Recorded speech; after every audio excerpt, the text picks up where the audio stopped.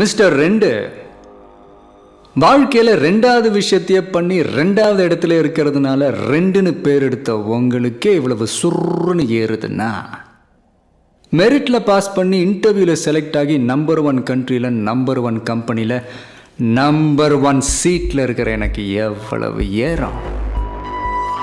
சவால் விடும்போது ரொம்ப சாக்கிறதையா விடணும். அது என்ன சொன்னீங்க?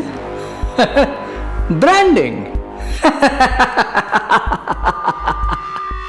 அந்த பிராண்டை அழிக்கிறதுல தான்டா நான் ஸ்பெஷலிஸ்ட். இப்ப சொல்றேன் மிஸ்டர் ரெண்டு, உனக்கு மேல இருக்கிற ஒண்ணு அதான் உன் தலைவன். அந்த பிராண்டை நான் அழிக்கிறேன். மறுபடியும் உன் கட்சி ஜெயிச்சாலும் சரி, உன் தலைவனை நான் ஜெயிக்க விட மாட்டேன். அவர் எந்த தொகுதியில் நின்னாலும் நான் அங்க எதிர்த்து நிக்கிறேன்.